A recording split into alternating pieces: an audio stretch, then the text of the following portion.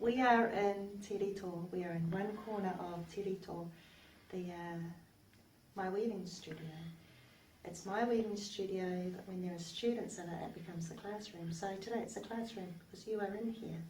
I would, over time, like to take you around this room, Tirito, because there is so much to see in every corner. There is work by students, there is work by family members, my children, my husband, my dad, my mum. And that's what I want to talk to you about today. Today is our mum's birthday. She would have been 75 today, cancer having to have stole her away from us 10 years ago. She passed away at a really young age, 65, and it's quite amazing how much she achieved in her very short life. She wasn't weaving for 65 years of her life because she really only started weaving when she married our dad when she was 19. Very young marriage. They were really in love. So once she married our dad, she started learning weaving with our great-grandmother, Rangi Māori, and so I guess you could say she was only really weaving for 45 years, which is quite a short time, because not only did she weave over 30 cloaks, but she also created an incredible amount of contemporary works and other works. She travelled the world promoting art. She brought up a family of 4 kids and kept a house beautifully spotless. I don't know how she did that. She tried to cook meals for us. She wasn't the best cook. Anyway, so to start off our little sessions that we're going to have sometimes, talking about things that you'll find in Te Rito, I thought the best place to start would be to talk about my mum's very first korowai and my first kākahu. This is my mum's very first korowai. Now, a korowai is a kākahu that's main adornment is huka huka, the black tassels of muka. That is what a korowai is. Many of the tassels on this little korowai have fallen off. I unwrapped this just a while ago and one of the huka huka fell off. They were dyed using paru, the thick iron-rich mud that our people use to turn the white muka black. There's a real problem with the paru in that it eats away at the fibre, and so this happens. Anyway, my mum, or our mum, Erenora, wove this for her dad. She was really close to her dad. She spent a lot of time with him. His name was Erenora Puketapu. He was a great man with great leadership qualities, great foresight. Anyway, my mum spent a lot of time with her dad and she was very close to him, and she wanted him to be really proud of what she was doing. And so she started this for him. And it was during the weaving of this cloak that the family found out that our grandfather had cancer. And there is a part on the back of the cloak, I'm sure my mum won't mind me showing you this. Look, can you see this part? Can you tell me when I'm in focus? Yeah, that's okay. it. There is a part that you can see quite clearly on the back where the weaving is all upset, really. It's a different tension. It's got a worry about it. It's got a sadness about it. And that's the time that Mum had first found out that her dad was dying. So this cloak has a history. This cloak tells the story of someone who had dedicated herself to creating something for someone she loved.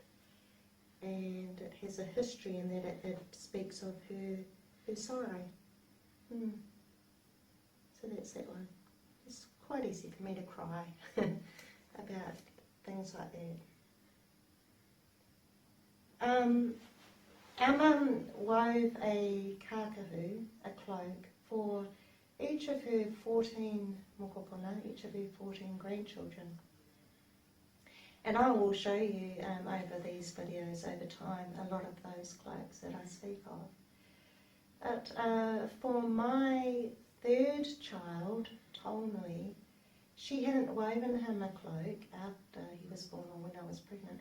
But as soon as he was born, she knew that this cloak, this korowai, was to be for him. Taunui is the 1, 2, 3, 4. Taunui is the 5th grandchild. But she was saving this one for the right mokopuna. And he was the right mokopuna because he was born with a physical disability. And my mum knew that his life would have been full of challenges and he would need to pull strength from something. Now her dad, who she made this for, his life was full of challenges also, and he needed to pull strength from somewhere. So that is why she gave this cloak to my son Taunui to be the guardian of. So this is Taunui's cloak. Lo, have I covered? Well, I just wanted to say that kōkō, that's what we called our grandfather, did he live to see Mum's finished piece. And this cloak has been used in unveiling plaques of buildings of significance in our tribal area here. So he's still present at those occasions in that way. I should talk more about it in practical terms, I suppose. So it's made from moka, the flax fibre. The rows are about 1/4 of an inch apart, or even less than that, which shows the skill of a weaver, and which is really rare for a very first cloak to be woven with such fine lines. When you start cloak weaving, you'll understand what I mean. The top features the kereru feathers, the native wood pigeon, and the bottom the feathers from the pheasant. Yeah, and of course the huka are made from the moka as well. It's a really soft, beautiful material. It would have started life as a creamy colour, but over time moka takes on this beautiful darker colour. I love it. It's golden. It's golden. Yeah, it becomes golden with age. Okay, so that's my mum's very first korowai. And this is my very first kahukiwi, my very first cloak. I didn't weave it on my own. I wove it with Mum. I wove it with Mum. It's looking really tattered and worn, and that's because it is worn. It's worn a lot. We wove it for my second son, Arapeta. So this is his cloak. And it's worn a lot on the canoe that our dad built by either Sam or one of the sons. They wear it as a paddler on the canoe. Now the story about this one is, we were weaving it for my son, Arapeta, and I went into labour when it had been finished. And that day Mum had been trimming the little thin threads of muka that had come through the weaving. She was threading them with little tiny scissors, just to tidy it up a bit. I went into labour and Mum went to the hospital, leaving my eldest child at home with his grandfather. This eldest child of mine decided he was going to help Nanny, and so he got the scissors and proceeded to cut, chop, chop, chop, chop, chop. So there's a patch here. I need to find it and bring it up close. There it is. Can you see that, Lillian? Yeah.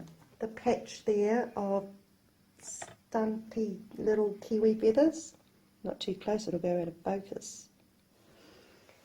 So So he decided to help, and now we have this beautiful kahu kiwi with a bit of a stumpy bald patch over there. The lesson is? The lesson is, don't leave your scissors on your work when you have a 2-year-old running around who just wants to help Nanny and Mama. We could have unpicked this cloak and replaced those feathers, but we made a choice and we decided to leave it there. Not only as a learning tool for myself and Mum and for other students to learn from, but also because it speaks of the history of this cloak.